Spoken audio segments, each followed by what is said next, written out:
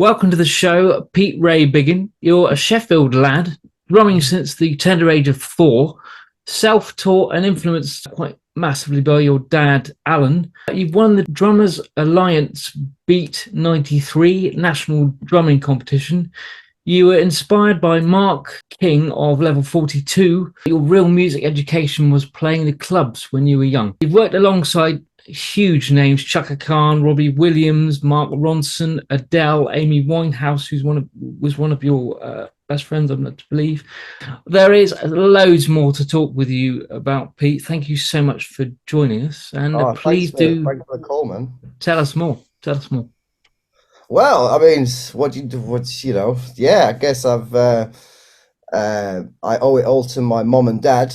Because I was a pretty pain in the arse when I was a kid, I was like, I don't think there was a word for ADHD when I was a kid. So all the teachers thought I was just crazy, and I got sent to special schools. And anyway, my main focus, what I could focus on as a kid, was drumming because my dad was a drummer. So I used to go and sit at the side of him on beer crates and just sit and watch him and think, wow, I'd love to be like this guy when I grow up,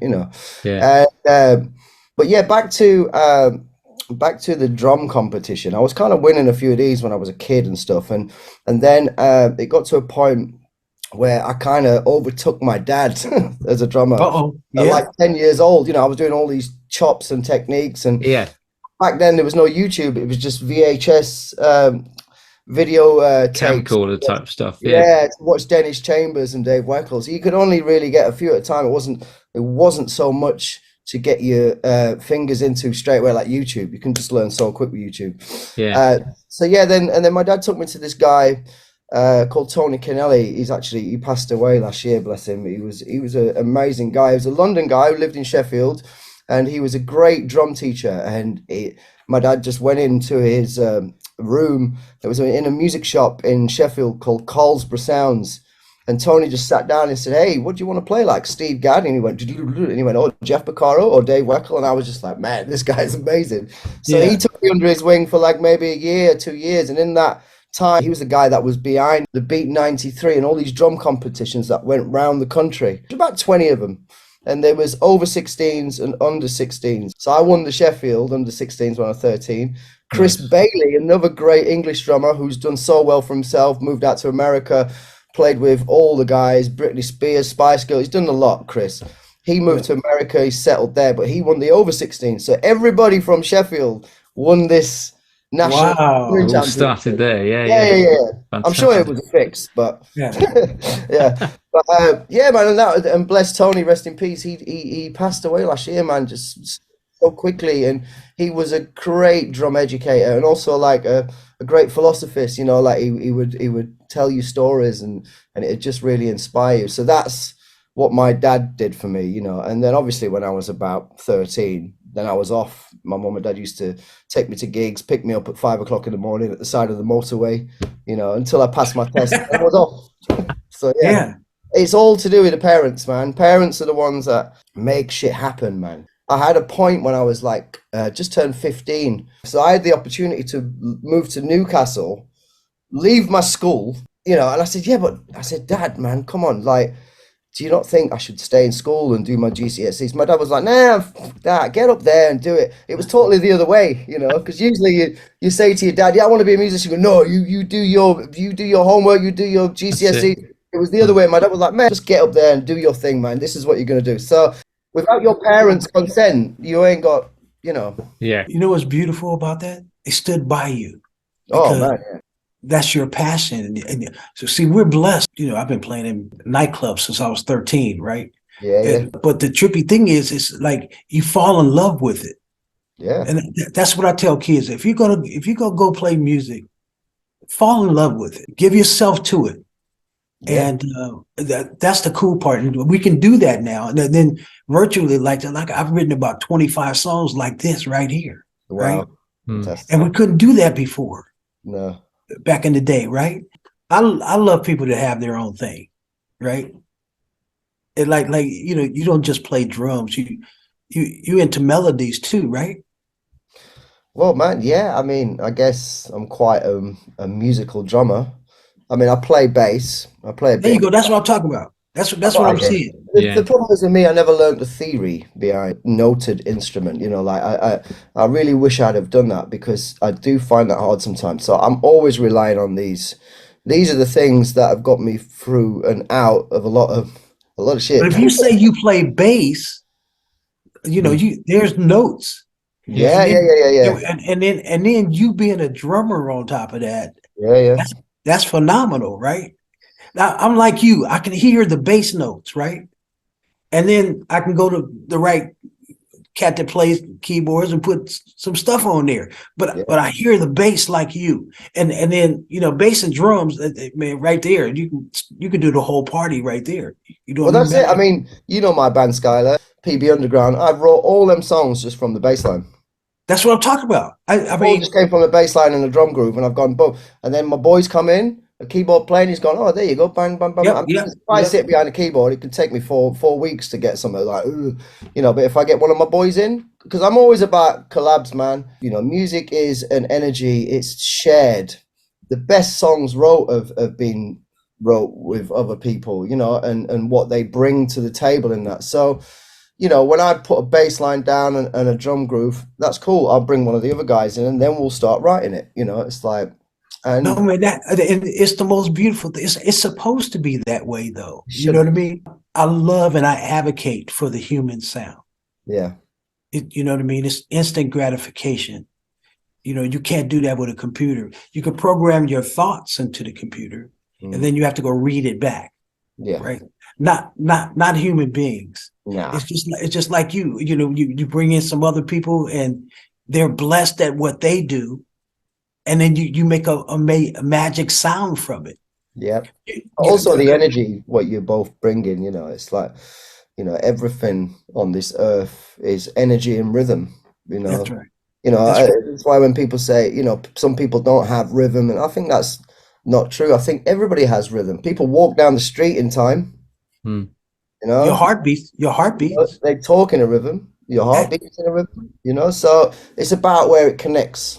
And if you're blessed with that, then that's cool. But for me, everything is an energy, and when you share that stuff, that's yeah. when it multiplies.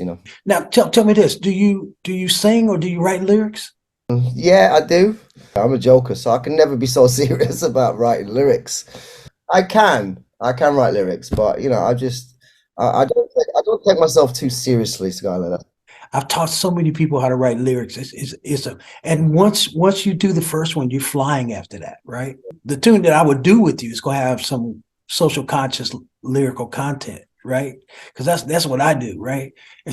I was going to ask you that. Do you have songs that are social conscious songs? I mean, I started the project a bit upside down with this one. So what I would always do is I would make the backing track, and then I would get one of the top singers in London they were gonna come in, and I said, look, you go for what you do. What I always did with my P-Book stuff, I let the guys do what they want, bring their stuff to it, and then maybe I'll do a little bit of editing afterwards, and I'll mold it to what I like, but I'll let them give what they want to do rather than what I want to do. Do you know what I mean? Because Right. if you restrict someone's, it's like an artist, man. You've got to let them, like someone who draws a picture. You can't be like, oh, so do that, do that. Just let them do their thing, man. You know what I Right. mean? So, and that's It's what I've always art. done. So I've always made the backing track, and then the singers have come in. That's Yeah. Oh man, I want to teach you how to write social content, yeah. positive social conscious. I got a song coming out next month. But I connected it to animation, and I went and got schools from like 21 different areas and Wow. brought these kids in. And it was crazy because when they flew me over to Dublin, I told them just get a studio big enough so I can get 12 kids in there, right? Wow. And I get there, man, they got me YouTube studio. How blessed was that, right? I'm like, Tom, you got a question? As I said earlier, you've worked with some huge names. I want to know perhaps a little bit about how you got to that stage where you're playing with Chaka Khan, Robbie Williams, these kind of people. You've been the drummer with Level 42 since 2010, I believe. Is that right? So, and you still are. So, together with your own group there, PB Underground, we mentioned them earlier. So, can you tell us a little bit about how you got to where you are now? Kind of these people that you've worked with. How did that all happen for you? Yeah, I think it is a bit of luck, but also it's what you're backing it up with as well. Mm. You know, so it's like playing cards, man. Do you know what I mean? Once you get the ace, you know you can back it up, right? Yeah. You go that right. Come on in, all in. Let's go. So I mean, look, I moved to London when I was 20, and I joined an original band called Rain, Okay. and we basically just we were just getting this together, and it took about, we lived together, we did gigs to pay for the house and many other things. And then we did the house thing. We had a studio in there, and we were writing music, and we had this guy who was kind of like the producer manager, who's just completely ripped us apart all the time, to the point where we was just in tears and nothing was good enough. And it was just a bit shit because it held it back so much. But I reckon now, if this band was out now, we'd be smashing it. Oh man, it'd be massive now. I appreciate that because it's something that brought me to London, and then I was out doing gigs, and it's back to what you were saying, Tom. You know, it's like, it's who you meet. You know, so you'd end up being, all right, this young kid's a nice drummer, cool. Oh, can you do a gig? So, yeah, cool. So I was going around town doing a few gigs, and that's cool. You meet people like that.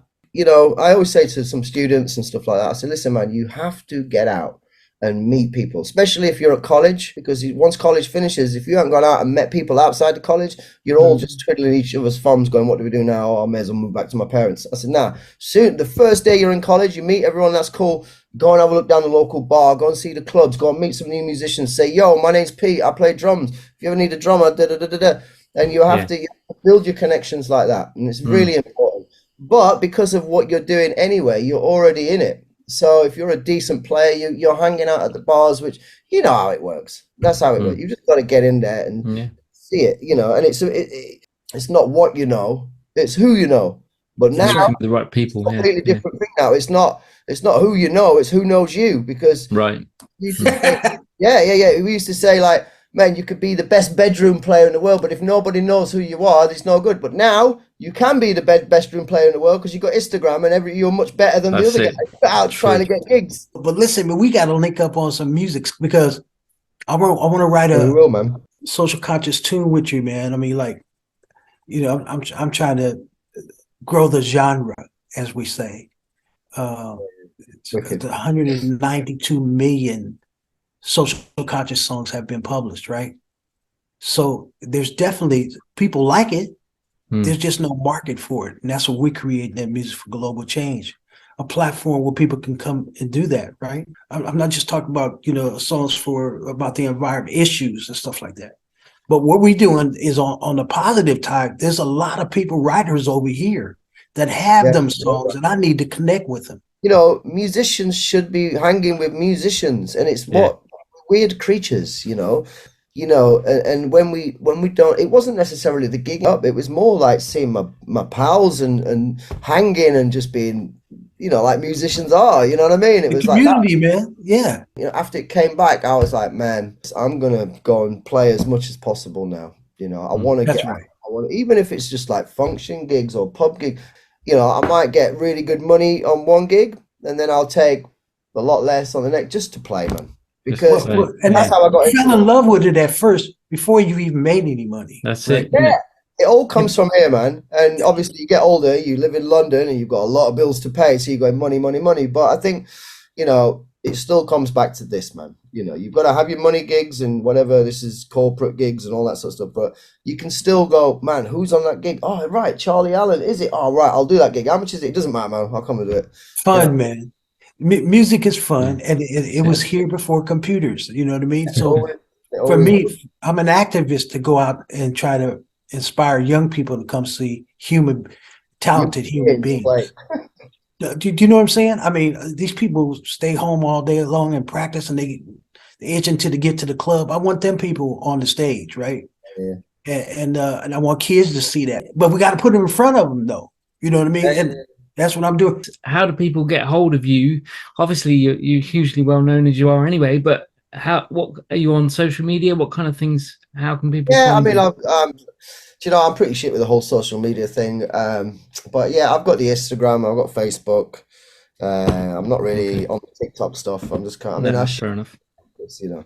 But yeah, you can find me online, man. Cool. You can. Man. Cool, cool, cool.